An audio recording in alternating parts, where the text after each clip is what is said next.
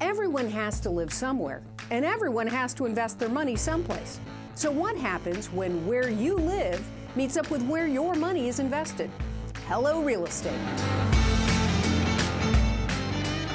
welcome back to Big Money Real Estate. I'm Elise Blink. Here's today's update.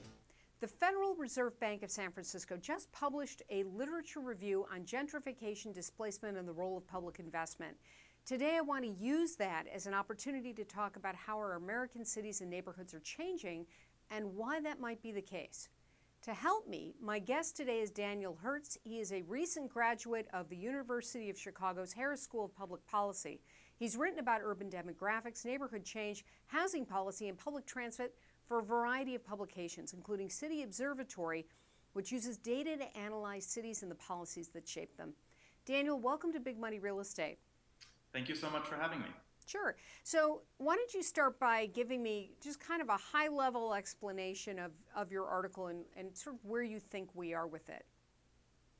Sure. So the Fed put together this sort of literature review of everything that we know, or everything that sort of the academic world has been able to show about gentrification and neighborhood change. And it starts with sort of big picture sweep of, the last several decades. We know that, for example, racial segregation peaked in about 1970 and has been very, very slowly declining since then, although still at very high levels in most places in the country. But at the same time, we know that income segregation has actually been getting much, much worse. And that's mostly driven by what we've been calling the secession of the rich. So poor people are somewhat more likely to live in majority poor neighborhoods, but rich people are about twice as likely to live in majority rich neighborhoods today compared to 1980. So when you look at gentrification, and maybe you should give a definition of gentrification just for everybody who's watching this today, and maybe we can start from there. Sure. So part of the issue is that there is no commonly agreed upon definition of gentrification, and that's one of the issues that the Fed report raises. But I think most broadly you could say that people think of gentrification as some sort of influx of either capital into a neighborhood in terms of new construction or rehabbing old buildings, right? Or along with that, an influx of people into a neighborhood, people of some sort of higher socioeconomic status than the previous residents. So there's displacement then of those people, because either you have people coming in, buying the buildings that they're renting in, and they're leaving, or they're recognizing a value-driven decision where somebody will pay them for their property. It's probably more money than they imagine they would ever get, and they take that and they leave. And so you have displacement of these people, and the neighborhood begins to turn over or change. Well, so that's the big debate, right? Is to what extent is neighborhood change in these situations about displacement, and how much of it is there's a word called succession, which is something that demographers or sociologists use to just describe the sort of changing demographics of a neighborhood based on other factors.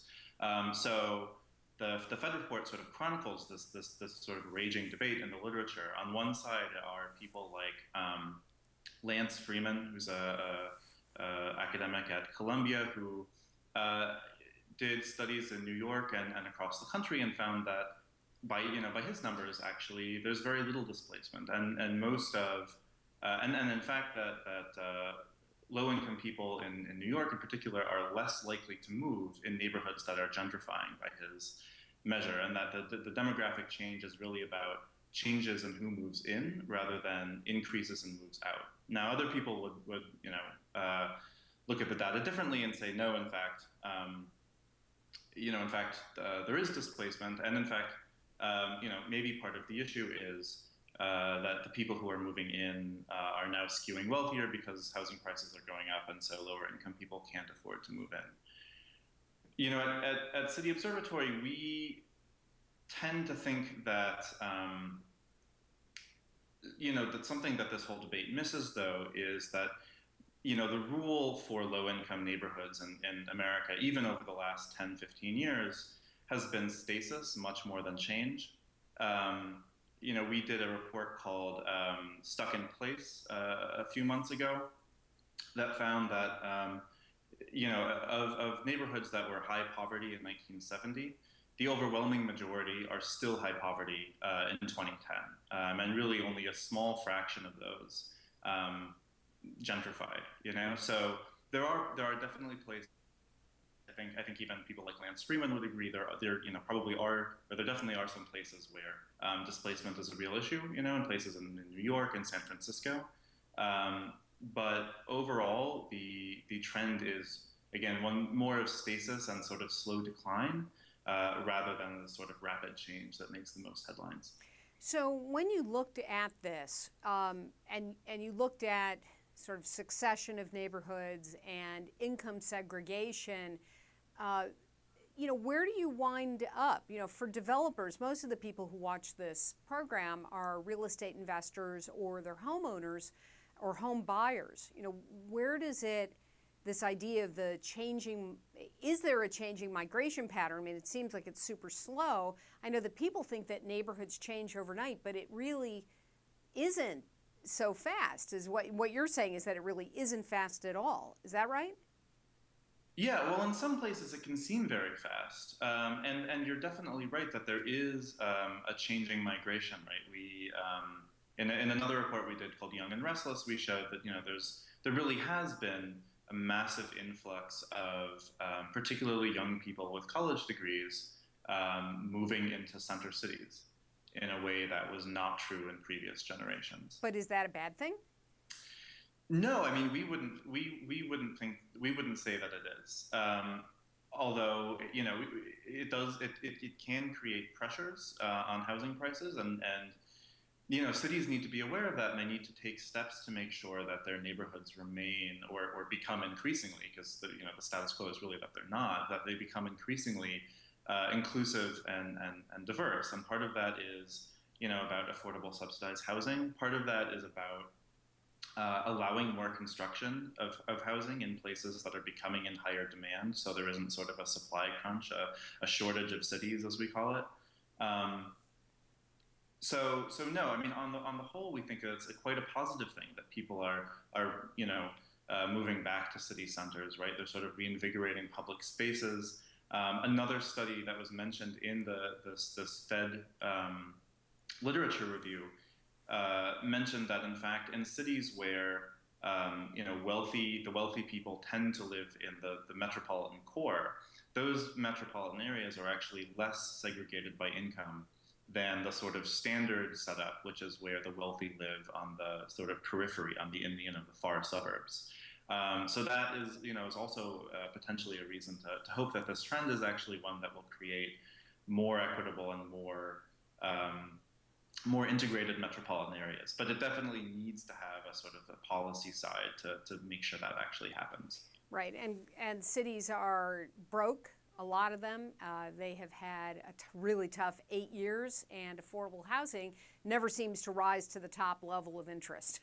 There's just always too many other things that are going on to keep that floating up, although some states, like in Illinois, there's been more of a move statewide, and I think if you'd see in some other places, not at all. So it's interesting, and it's good that you're watching. What exactly does cityobservatory.com, what can we find on there in terms of resources?